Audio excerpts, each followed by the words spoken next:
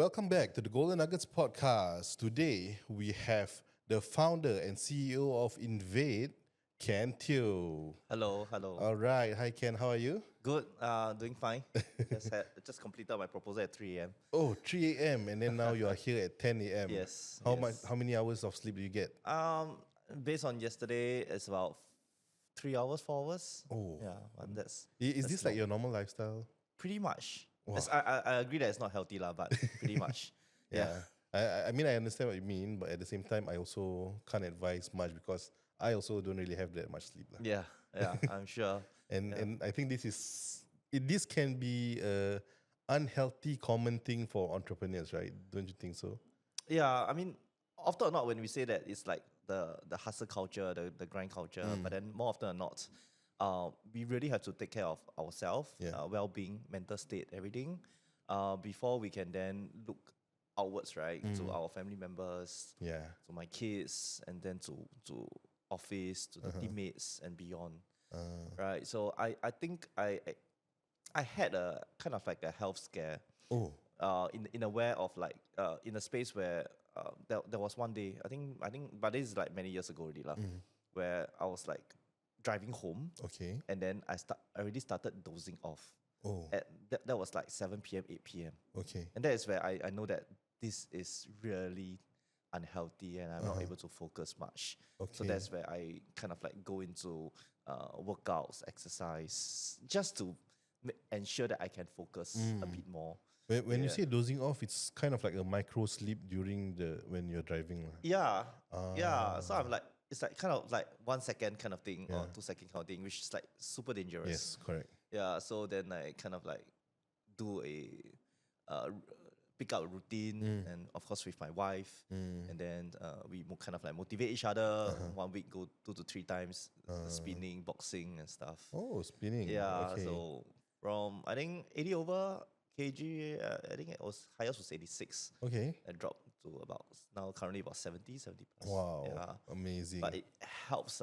It's not more to lose weight, but it's really to allow you to focus. Yeah. Allow while you I to work. perform better for Yeah, work. which is something I love doing. Right. So if I want to continue to enjoy doing work and love work, I probably need to make sure I have this mental space and well-being to allow me to work more. Yeah, I mean, okay, so for context, we met because I wanted to invite Ken for our Parentpreneur series. Yeah. And like ultimately, when we talk about health, it's also always for the kids, right? Like you want to be living long enough to be able to see your kids grow up, because otherwise, why are you working hard for, right? Yes, Yeah. yes, definitely. Because I think that again because of the health scare lah. So I I told myself that we live like there's like no tomorrow kind of thing. So I work and then as much as I have, there's no such thing as work-life balance. It's more of integration, Yes, right? correct. For our I've been hearing this the founder term, story. yeah. The founder story. So it's more of like work-life integration where when there's like we handle work and then we do allocate time for our playtime for our kids, send them to bed, pick them to school, fetch them to school kind of thing. And then on the weekends, we plan something out for them. Thankfully, in my industry, so I have a lot of friends in the industry as well. Yeah. So they have events as well to invite us over.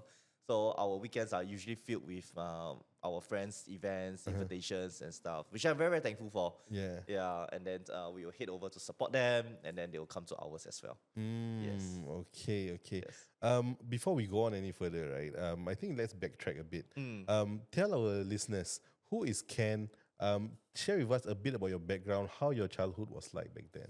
So I think I started this business when about 16 years ago, 2010. So 16 years ago, that's like 25, I think. Yeah. Yeah, so fresh out of like uni.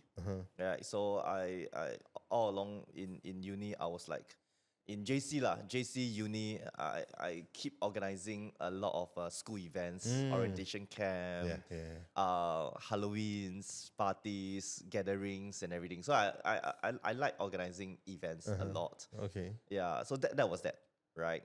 And then that is where I met my girlfriend, now wife. She enjoys visiting night markets Okay. around the world, right? Night market in Bangkok, night market in Taiwan, Taipei, all the different cities, right? Yeah. So then that is where we thought that, hey, maybe there's an opportunity where we can kind of like blend these two things together or marry these two things together, right? Organizing events, my passion for organizing events, and her love for traveled around the world and visiting the night markets. Put these two things together, and we organized our own flea markets and night markets back in 2010. Right, so that is, I guess, how we started. The creative brief was that organize flea markets, night markets, and then we stay true to it 16 years later. Yeah. Do you still enjoy doing it? Very much actually. Yeah, so I was like, although yes, we heard a lot of times that passion can only get you that far, right? Yeah. I'm sure we'll touch that. But I in a way, surprisingly, I really enjoy organizing flea markets, night markets, bazaars. I really like to see like, hey, this is an underutilized space at the atrium. Hey, this space is not optimized fully. There's certain potential. Maybe we can do something as well, right? In the news, we see that there's a new announcement of certain space. Then that's where, okay, sounds like it's an interesting space that we can explore. So yeah, so I guess I'm still very, very interested, passionate in this space. Okay. Me and Hanafi also, we met in school back then. We also met during this kind of orientation camp kind of thing. Right. Yeah. I guess events is really the best way where you can really have some FaceTime interaction, know each other better. And that's where I met my wife also back then. Oh, nice. That's sweet. So I also enjoy like the event space, but out of all the industry that I have been in, events is something I have never been in. Okay. Yeah, like as a career lah. Oh, okay. Otherwise, I've done too many things lah. Yeah, yeah. I'm sure because I think it's really the different pathways lah, right? That you can take and then figure something out along the way. And I'm sure all of us are still figuring things out along the way because we are really going through that uncharted path, really. Yeah. Right. It's very uncharted, right? So the next step that you are taking is definitely your own original step, and then kind of figure out where it leads to eventually. Yeah. I'm sure during school you have done a few events, organized or facilitate whichever it is. Which one was the one that made you realize that, hey, I really, really enjoy this? I think, of course, there's a lot of failures along the way, right? Where you say, hey, how hard can it be, right? Organizing a flea market is just like one table and two chairs. I get the space, I get people to rent. That's it, right? So I think it took us about 1 to 2 years of like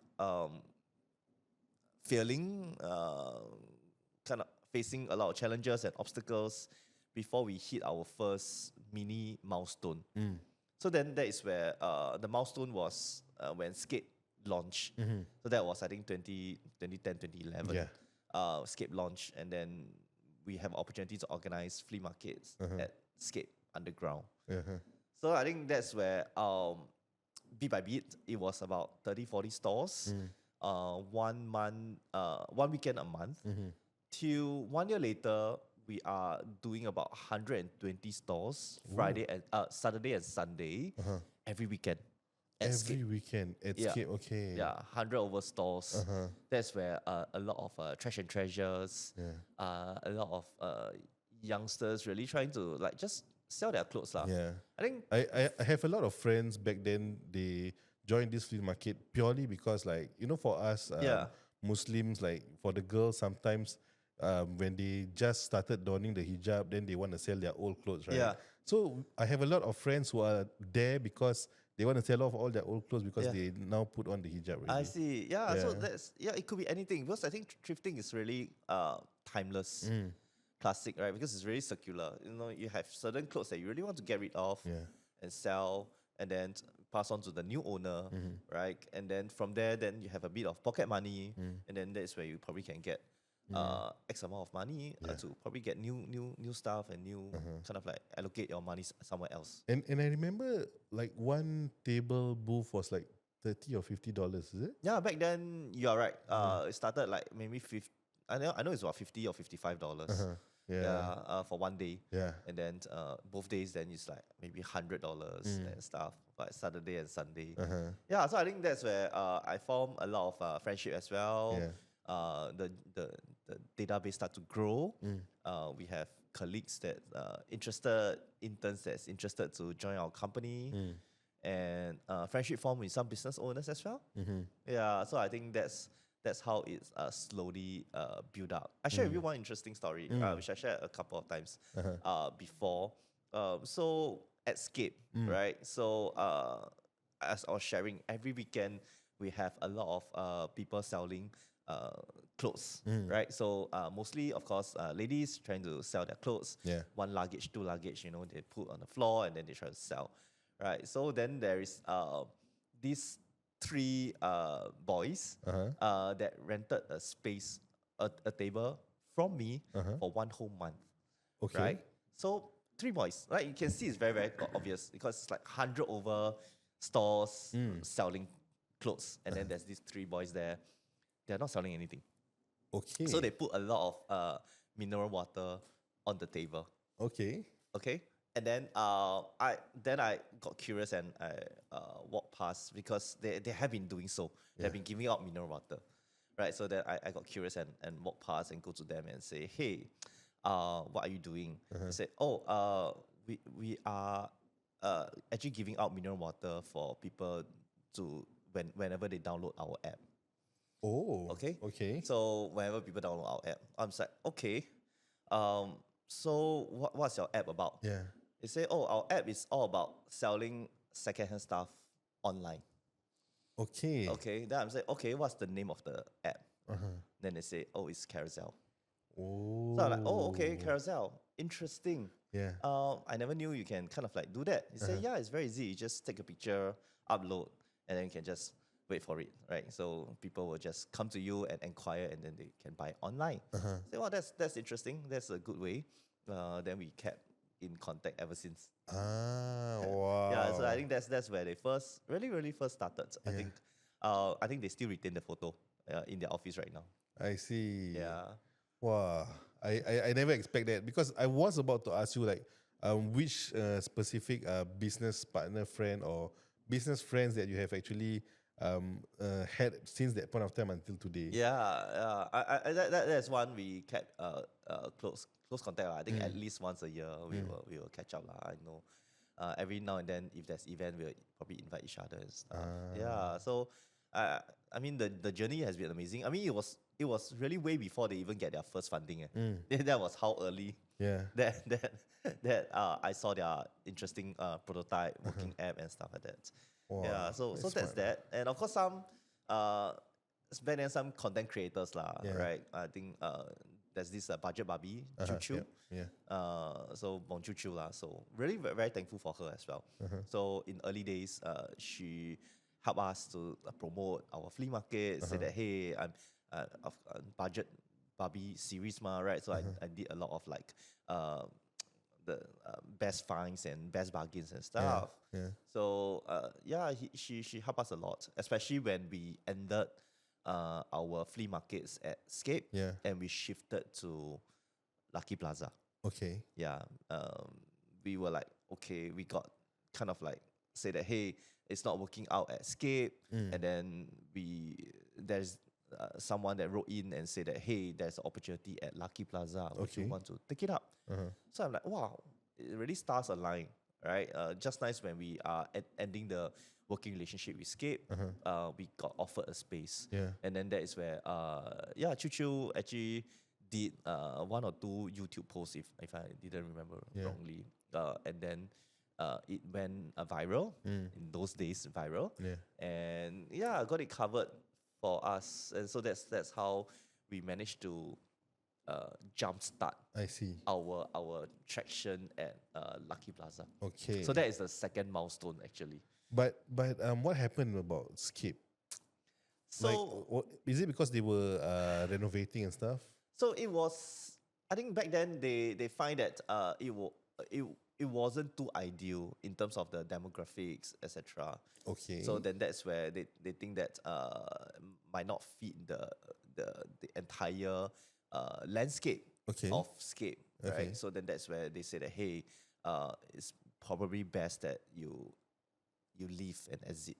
Yeah. So we're like okay, it was a pity because we had many successful runs, Yeah. attracting really a lot of the youths and Yeah, youngsters to that's hang why. out and stuff. It's like their ideal client profile, right? Yeah, so yeah, but I mean, we of course maintain very strong working relationship with Scape till now, even till now, after how many generations of the management already, we still keep a very close contact. They are very supportive.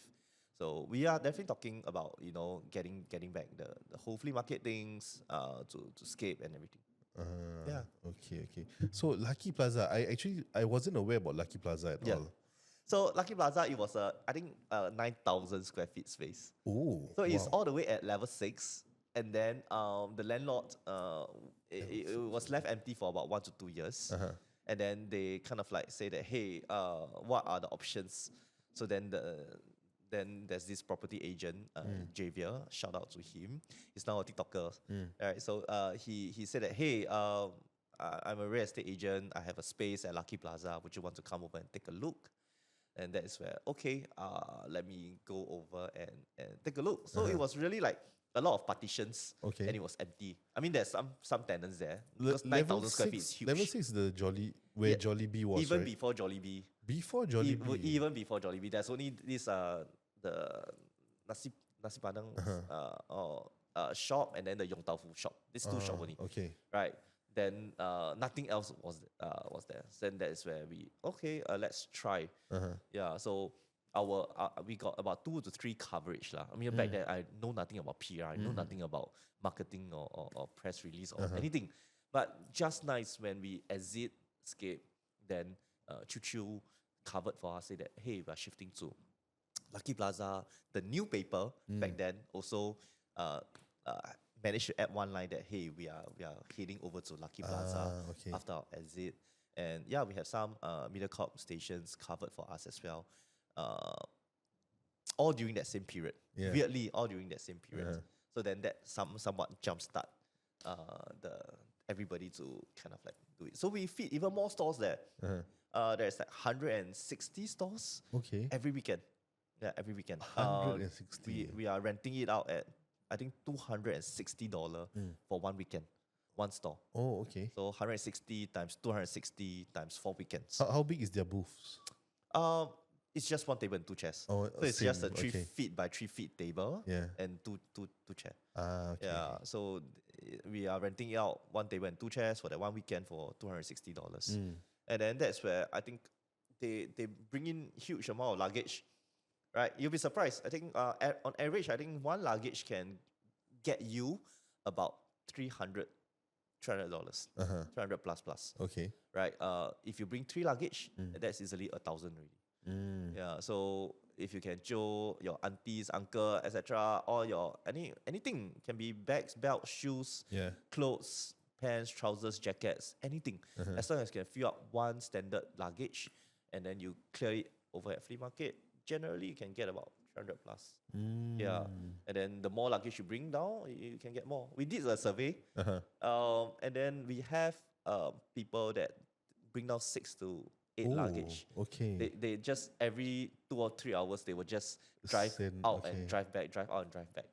Yeah, so then they rake in. I think the highest I seen was about $3,000 over dollars. Wow. Yeah, Good just on that ROI, 1 weekend. Yeah.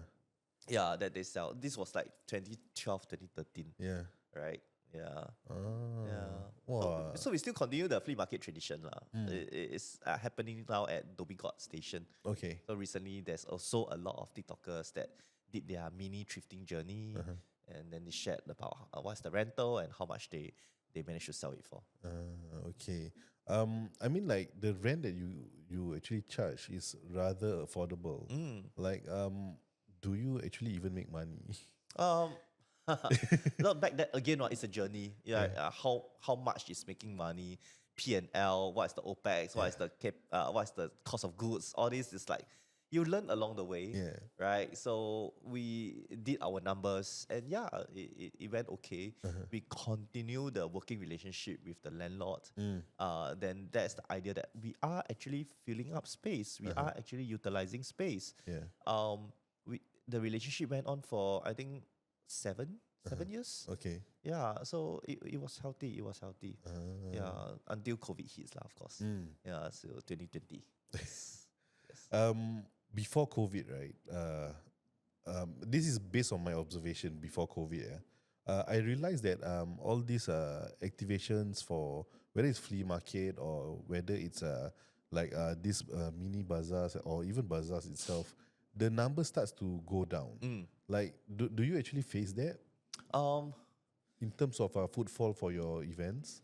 uh, it really depends. It really depends. There is also I always see it as a cycle. Okay. Right, as a cycle. So we went on to create Makers Market where a lot of handmade craft ones. We start organizing our own blog shop festival. You know, Okay. back in those days. Yeah, so I think on and off there are hit and misses for sure. Yeah. Right.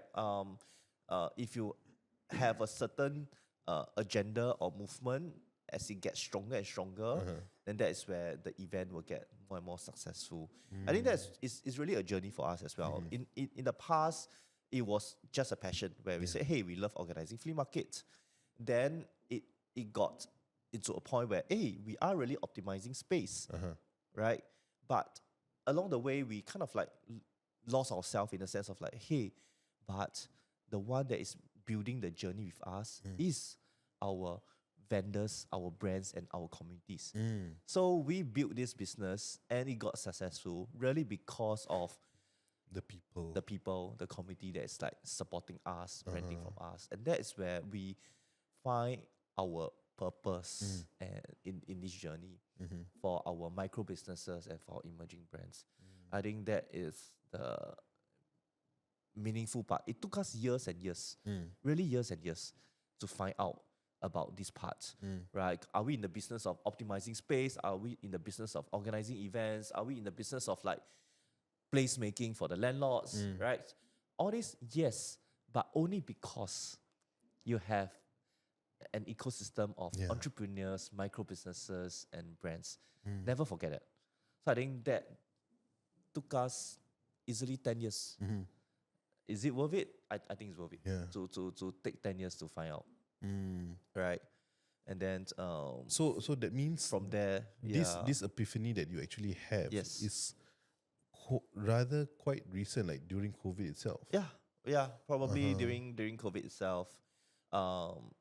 We went through that tough journey. I mean, Artbox happened in 2017. Again, it got wildly successful. Then in a way, we thought that we are events company, we are festival company, we organize events. Yeah, but all because we the have a strong community.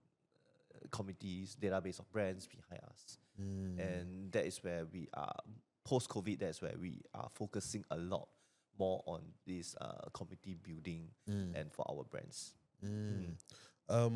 I'm sure during COVID it's a very tough time because there's nothing that can be done most of the time, right? I think for like at least one full year, we are kind of like having our what do you call that back then? Like our lockdown. Yeah, circuit breaker. Circuit breaker, yeah. Yeah. So it was like a few months. Then after that, they Phase 1, phase 2, phase 3. Yeah. Then after that, they go back to phase 1, that kind of thing. So, like, how did that impact your business? What were the challenges that you faced at that point of time, and how do you overcome all that? It wasn't easy. Because when as the situation worsened, right? Okay, maybe right before the situation starts to happen. Right, the whole COVID. I was like in KL opening up co-working space.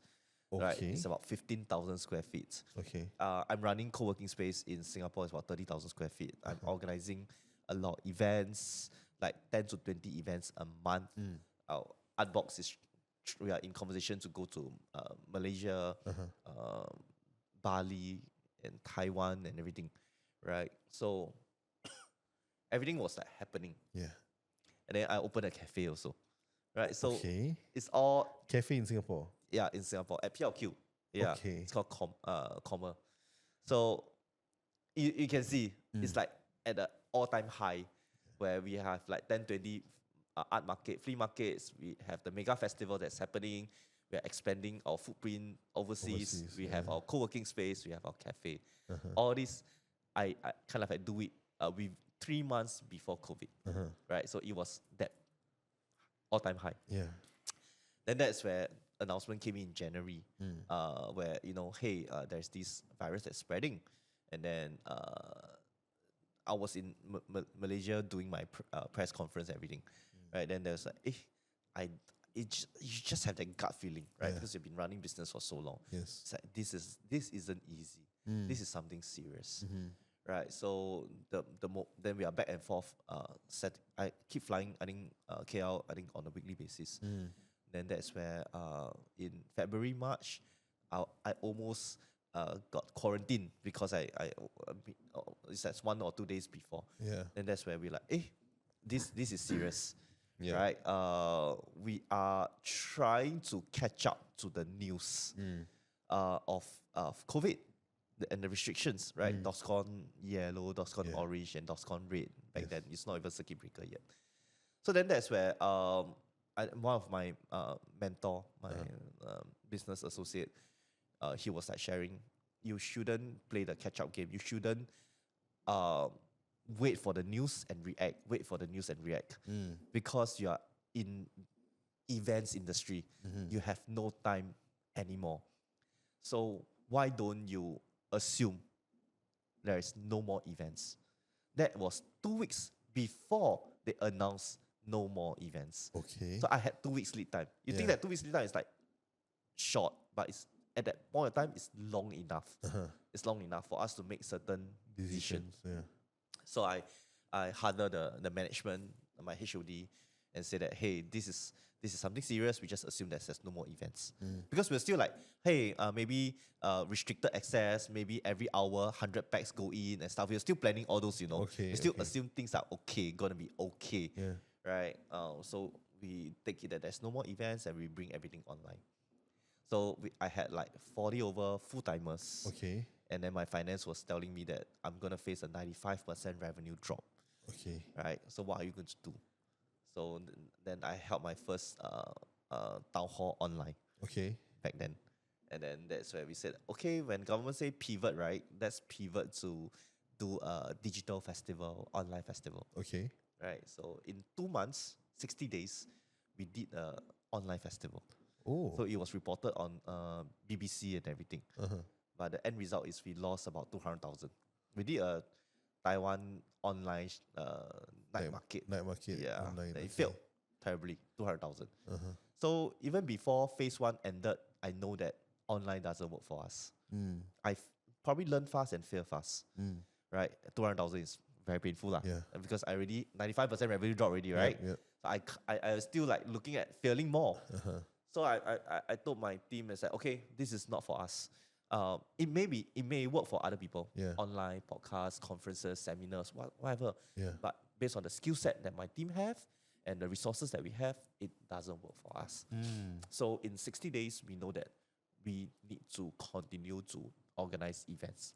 Okay. I decided that I want to continue to organize events despite COVID.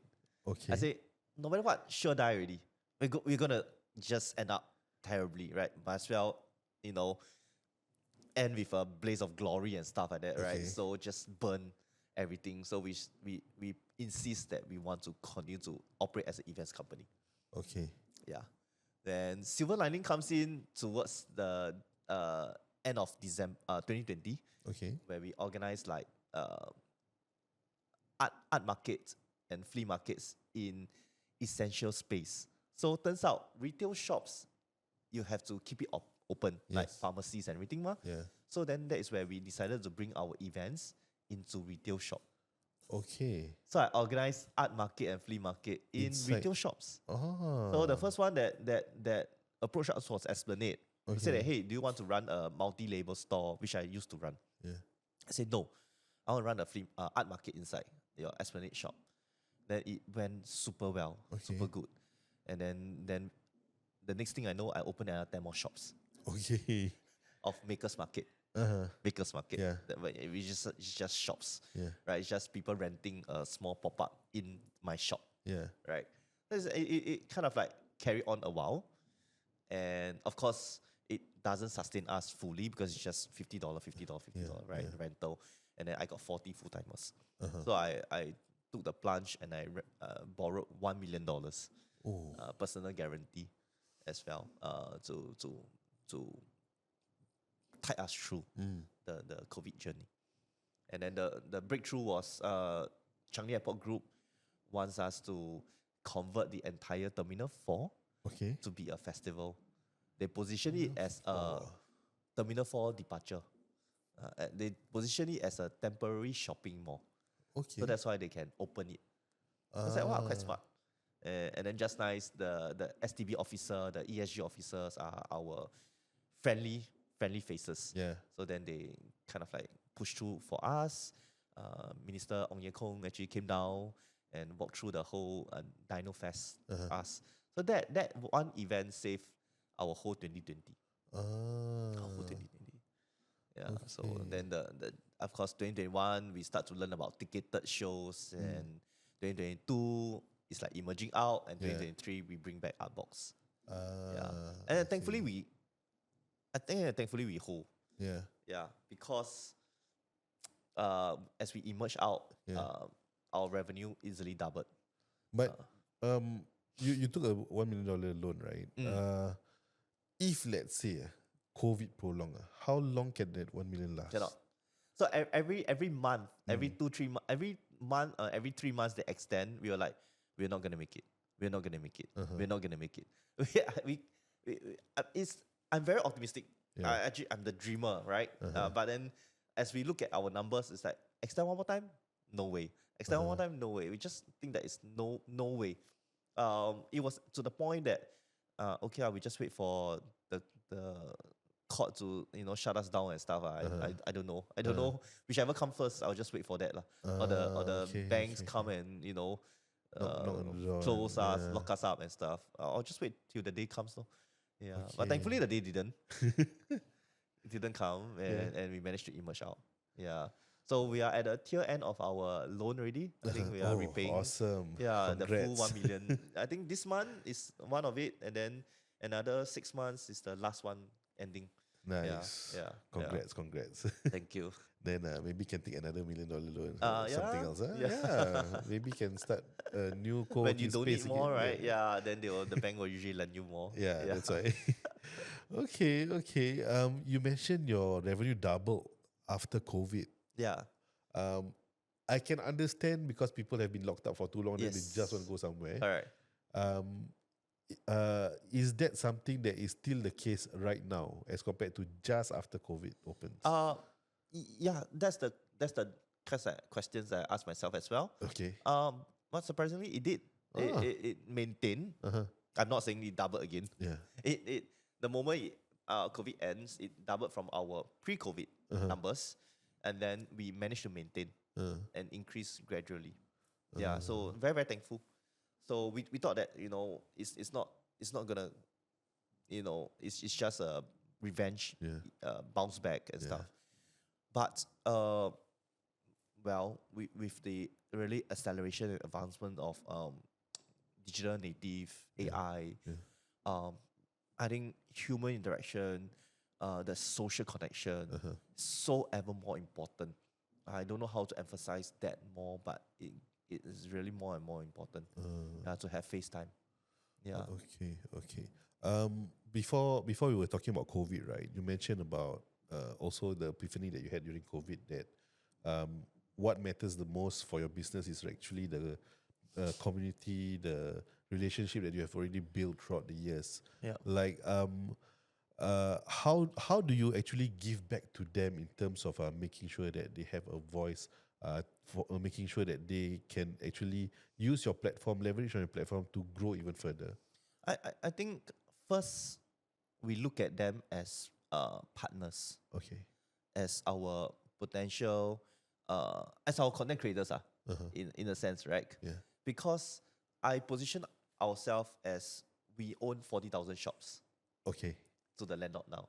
We own Okay. 40,000 shops to the agencies now, right? So we own 40,000 shops to a point of sale, Uh-huh. right? Yeah. Because we have that micro businesses with us and stuff, right? So then we can never look at them as our customer in a sense, right? It's just partners that we really want to ensure that they survive and then thrive. Uh-huh. So that is where we are in a position where we want to get the best arrangement for them. Uh-huh. So then that's where we work out with our commercial landlords, shopping malls, let them understand and from the perspective of like you are looking at them as not like your standard like kind of like bazaar sales, your road Yeah, shows, yeah. your financial institute able to pay $10,000 of rental to you for that 3 by 3 meter space. Not these people, right? Not these micro businesses Yep. and emerging brands. We need to show up for them. And then this is where we position ourselves to the shopping mall landlords that, hey, they are here to really give out a different experience, a sense of discovery. They have different knickknacks to showcase and stuff. So these are some of the things that we probably want to position and push it out to our landlords, right? So from there, then that's where there's an opportunity where we able to negotiate down the rental and arrangement and make it palatable for our micro businesses to rent from us, right? It's just a small token fee. I still maintain if you see certain, you say like 12 years ago, you say it's $50, right? Yes, Yeah, correct. you still can see $50 Oh. on our website. Yeah, till date, Oh. right? Uh-huh. That was 12 years ago Yeah. till now, Yeah. right? So yeah, so it's mostly really nominal arrangement with our brands. I see. Yeah. So for you, what or perhaps how you actually pitch it is actually you tell the bigger boys that hey, these are all my partners. Do you want what my partners can offer for your space for Yeah. your events? So we added, of course, layers. So we're not just a broker. We're not just Yeah. hey, we just connect. We're matchmaker. We curate. We handpick. We manage. We come up with thematic experience concepts, right? And say that hey, we can do a Korean night festival. We can do a supper festival. We can do a grill festival, right? So we can do a lifestyle shopping festival, Yeah. right? So because we have that ecosystem of communities, then that's where we work closely with them and we curate and handpick and design programming and festival and experiences. It's not just lifestyle businesses. We have our artists, content creators, performers. Yeah. These are all part of the creative ecosystem that we have eventually, right? And really want to kind of like capture them all. So it's not easy. Yeah. So we have about 4 to 5 community managers actually Oh, to manage all the different entire communities. 40,000 people. Even so, it's extremely hard to manage 40,000, Yeah. right? So we have our grassroots leaders. I really learned from agency. We have grassroots leaders where we call them community representatives. They represent certain communities. Okay. Illustrators, a group of illustrators, a group of pets brand owners, Yeah. a group of farmers, a group of brands from Malaysia, for example, a group of brands from Indonesia. We have the Rasa Indo guys. They have a lot of brands, F&B brands, Indonesian brands, right? Yep, yep. So we work with all these, we call them comreps, CRs. To work with them and say that hey, what do you think about this space? Frequent networking session, get together session, even if it's just kopi session, right? It means a lot, Yes. and we are there to listen. And then moving forward, that's where on socials you can see that we are really trying to cover more and more stories about these micro businesses and emerging brands. Yeah. Nice, nice. Um, uh, before the show, right? We were talking about some of the awards that you actually have achieved. When we did our research, what we see is that you actually got the best PR and media activation. Artbox, I'm sure, have won a few event of the year. Yeah. Like, what does these achievements mean to you and your team? I think it's more like I call it like a audit checker. Okay. So it's more like I know that we are doing whatever we can, Yeah. putting in our level best and everything, right? So we just want to kind of like audit check with others. It's not as though everybody joined that event awards and stuff, but I just want to kind of like be accountable of our deliveries, of our actions, of our programming. Yeah. I want myself and the team to be accountable that, hey, we have this audit coming up, Okay. right? Let's perform our best and make sure we get up on stage Yeah. and to receive that certification of passing the audit, right? Which is the award itself. So this is what it means. And it's not because, oh, we are the best event, we win the best event. It's more like, okay, this is a good yearly check for us. I see. So I think year on year we keep winning the best event of the year. There were like, I think easily there was I think easily three. I'm not sure how many entries but even the finalists is like maybe 6 to 8 of them. Yeah. Right. Then they will announce the winners and stuff. The first time I went to Artbox, I think it was 2018, like at MBS, right? Yeah. 2018. Yes, you are exactly right. Wow, you spot on the venue. Because the 2017 and 2018 we are at MBS. 2019 we shift to Turf Club at Kranji. Okay. Then COVID hits. Then we go to Expo forever already. So it's at Expo already. So like how significant is Artbox for INVADE as a whole? And also how do you make sure that every year you get better and better to maintain for Artbox to be the event of the year? I think Artbox is our hero festival where we truly feature, work with all the different committees. We have full creative control, right? You are the festival director, you are the curator, you work and probably answer to almost nobody, right? Because as the owner of our own show, right, you have full creative control. But that is also, of course, the scary part, right? Nobody tell you, hey, that's not the benchmark. Hey, this is not the right way. Nobody will tell you which is the right way. So then that is where you really have to head out, learn, explore, see things, travel, be inspired, and getting feedbacks from the ground to design the festival for our communities, right? So I think that's why I want to continue Artbox. Is the most significant, right? In terms of the positioning for our company, for our organization, what it stands for, right?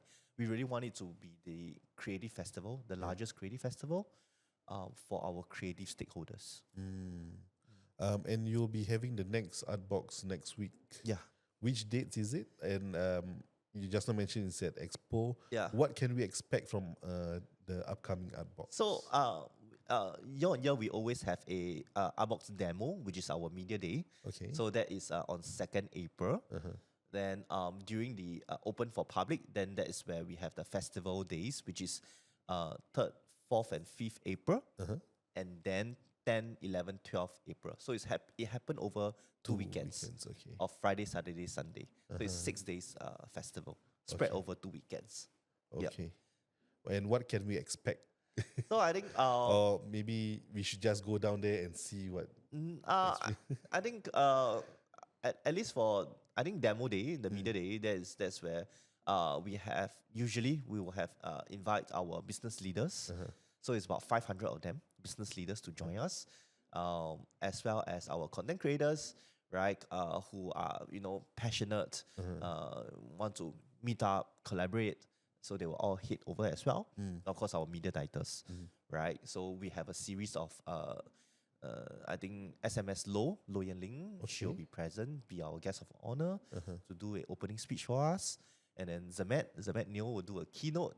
Of course, Emil, yourself, together with Reggie, you'll be doing a series of panel discussion for the creative ecosystem.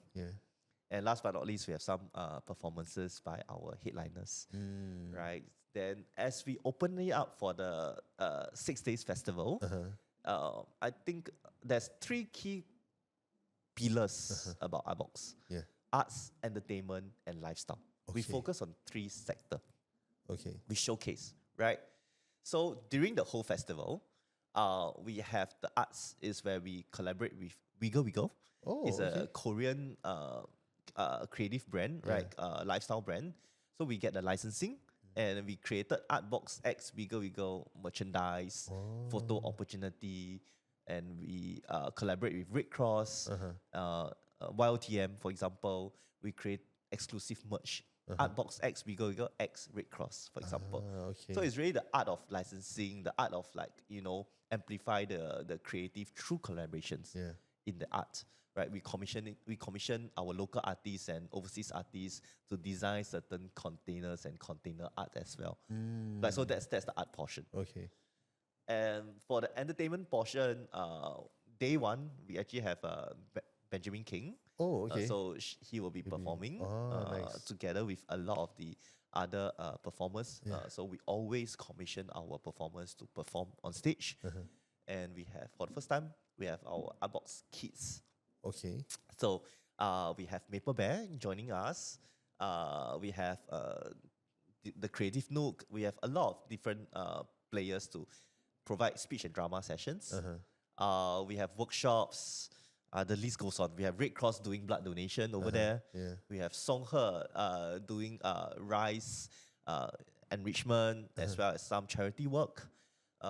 We have 200 over retail stores, micro businesses, and 80 over close to 100 F&B stores. So they are all showcasing their best creation, handmade products. And even for the food dishes, it's like Tex-Mex, Mexican, Korean, Thai, Indonesians, Malaysians, local food. Then the desserts, the matchas, the coffees. It's really a huge variety of food that will be there. And then for the retailers, even more so. We work with illustration art fair, right? So there's a lot of illustrators that can be there. We work with a lot of the Korean beauty, micro Korean beauty brands, Rasa Indo with their Indo retailers. So yeah, there's like really a lot of different creators in different shape and form, right? Whether are you a singer, performer, artist, workshop, cook, chefs, designers, crafters, artisans, they'll all be gathering at Artbox. Nice. And Singapore Expo, which hall? It will be at Singapore Expo Hall 3. The timing is 12 p.m. to 11 p.m. Last entry at 10 p.m. And then tickets can be bought on artbox.sg or trip.com. You can search Artbox Singapore. And there is a bonus actually. For Friday, Saturdays, we actually have an after party venue. So it's going to be at Clarke Quay. So as long as you are a Restack ticket holder, when you go to Clarke Quay, there's I think 6 tenants offering perks for Artbox ticket holders. Whether is it free entry, free drink, free tokens to play at their arcades and stuff. Many different activities that people can do at Clarke Quay after Artbox. So this is like the beauty of Artbox, where we want to activate other parts of the city, right? Other than just Artbox itself, right? We can kind of like go to other places for other programming in the near future. Awesome. So me and Hanafi will be going next on the 2nd. Yes. I'll see you both. Since I'll be busy helping Reggie, I think Hanafi will be the main content creator to Yes, yes. do what he's supposed to do. You will see, yeah, lah, basically 400 over lah. Uh-huh. Your Hat Mills, your P Street, your uh, Orchard Road Fashion, they'll be there. Colchester will be there, of course. Yeah, all of them will be there. Yeah. Nice, nice. Okay, so before we end our show, we have two short segments. One is a rapid fire question, and another one is a bonus question. Okay. All Wow. right. So hold on. For rapid fire question, just answer based on what's the first thing that pops to your mind. Okay, first one. What's one thing most event organizers get wrong about the community? What they get wrong? What they get wrong? Wow. About community. About communities. I think the number one, not say wrong lah, or probably not doing it right, is you start to make certain assumptions. When you assume, right, and then you don't talk to them, you don't get feedbacks, and that's where it starts to maybe skew the direction a little bit. Right. Okay.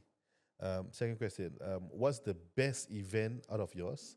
What's the best event that you've attended in the last 12 months and why?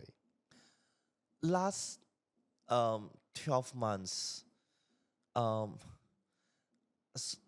sorry, I really got to be unfair. It's really Artbox that is like truly we call it our own because we get to design it from start to the end.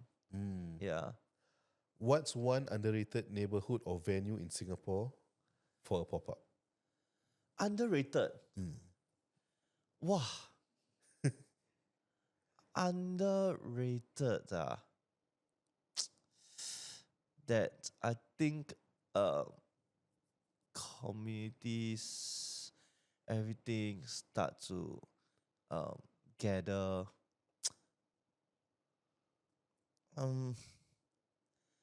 I don't know. I got to say maybe my place, Coven. Okay.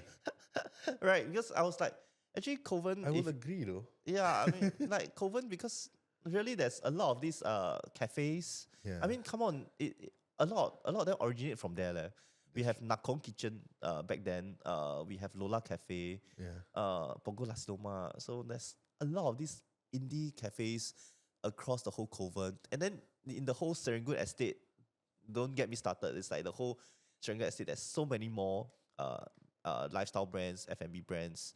And then you can see that the Coven market is bustling with life. The wet market is bustling with life. The interchange, they have exercise, the workouts, the residents, the multi-generation families. Yeah, they're all there. Okay. What's a small detail that separates an average event from a world-class event? I think I think having a strong user experience, UX, like you design website or app like that, right? The UX even for events is very, very important. From the start to the end, what do you want the person to feel or get out of it? Yeah. As compared to say, oh, okay, I design my birthday party I just need a birthday cake. I need to get everybody to attend my birthday, right? That's it, right? But then I think to set it different is really the experience, the purpose, what you resonate with and stuff. I think that's something that sets it apart. User experience. Yep. Okay. So one final rapid fire is what are you most excited to build next? I really want to hyper focus on inspiring the next generation. Because I think it's been 16 years. I'm in the position where we are able to kind of like connect the dots. And I want to be able to do so for the next generation. Right? I think what we are building next will still focus, won't be distracted, still revolve around our ecosystem, our creative stakeholders. Right? And then it's not just the communities, there's different stakeholders, the shopping mall landlords, the government agencies, the charities, the NGOs. I think everyone plays a part in that ecosystems that we built. So I think I will probably be very, very excited to hyper focus on this. Yeah. Okay. So for the bonus question, Okay. if today you are left with nothing except your $88 in your bank account, how Okay. would you rebuild back your business or your life? I I think we probably start off on a different path Okay. uh as compared to 16 years ago. Okay. So 16 years ago, it's still same $88 in the bank, but probably I don't have that network, I don't have the connection, I don't have the people that have been working with me. Yeah. Right? I don't have the credential, I don't have the reputation, I don't even have my family. Uh-huh. Right? So back then it was just me and my girlfriend. Yeah. So 16 years on, the same $88 could be amplified a lot more. Mm. Right? The challenges are different. Right? 16 years ago and 16 years later. Right? The challenges are different. Right? In the digital native, AI native world, Yeah. in a content creation, kind of like supersede the media space world. Mm. So probably more of a different path journey that I'm in with the same $88. Uh-huh. I would definitely still be just as excited as Mm. I was 16 years ago. Yeah. Nice. Okay. So, thank you for coming over today, Ken. Thank you. Thank you for the sharing. opportunity. Thank you for sharing your story also, Yeah. and also the story around Invade and how you guys grow. For our listeners, don't forget to attend Artbox 3rd, 4th, 5th, and also 10, 11, 12 of April, April. at Singapore Expo. Which hall Hall again? 3. Hall 3. All right. So with that, thank you, Ken. Thank We'll see you. you guys in the next one. Bye bye. Bye.